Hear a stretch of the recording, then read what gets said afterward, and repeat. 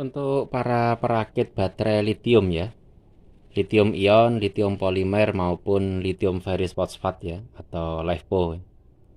Kita harus tahu kalau penggunaan BMS itu kan penting dan wajib ya untuk mengamankan baterai, melindungi dari batas atas, batas bawah tegangan agar aman gitu ya. Nah, singkatnya, karena kita juga biasa uji coba pakai berbagai macam BMS, mungkin yang paling populer adalah yang ini, ya jenis yang ini cuma ini akhirnya kita menemukan banyak sekali BMS-BMS yang memang ternyata gagal ya, karena murah ya. Jadi prinsipnya kita tahu kalau pengen yang murah ya jangan minta yang bagus. Yang penting bisa gitu aja. Atau yang penting bisa digunakan untuk beban-beban kecil. Dan harus hati-hati karena BMS yang seperti ini ternyata banyak juga yang gagal. Nah, semacam ini kita menemukan banyak sekali. Ini baru sebagian, yang lain sudah dibuang ya. Jadi kita sering merakit untuk pesanan power pack ataupun untuk dipasang di PLTS di rumah dan semacamnya, power bank yang besar kan kita pakai BMS yang seperti ini. Nah, baterai-baterai yang kita sering rakitkan yang semacam ini. Ini juga yang kita sudah pakai wrapping.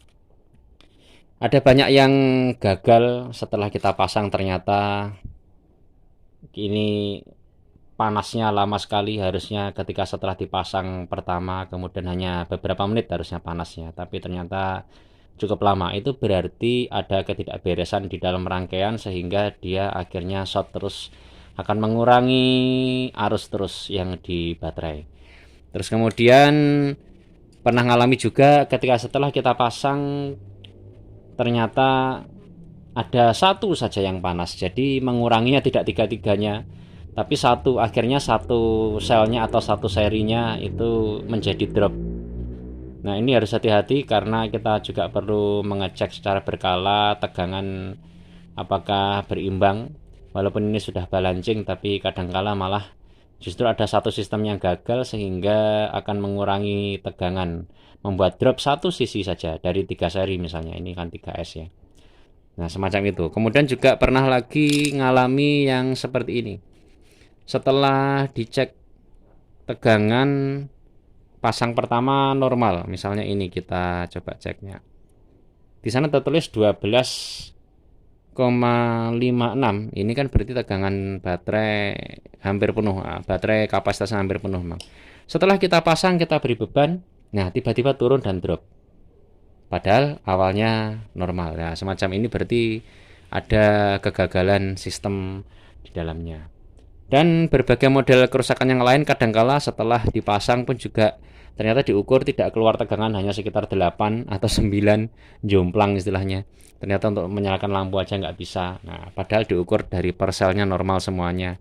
Nah, banyak problem, banyak hal yang memang kita perlu waspadai untuk BMS-BMS yang murah-murah.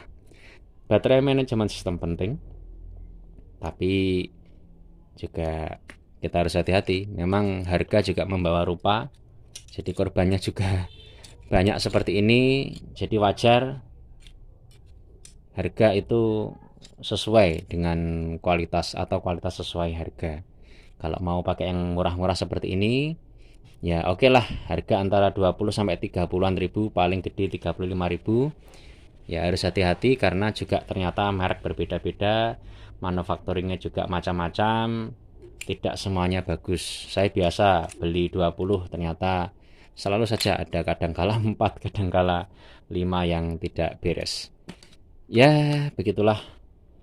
Mungkin untuk menjadi bahan pertimbangan dan juga sekali sekilas wawasan saja ya untuk teman-teman sesama para pemain dan perakit baterai lithium atau penghobi mainan power bank.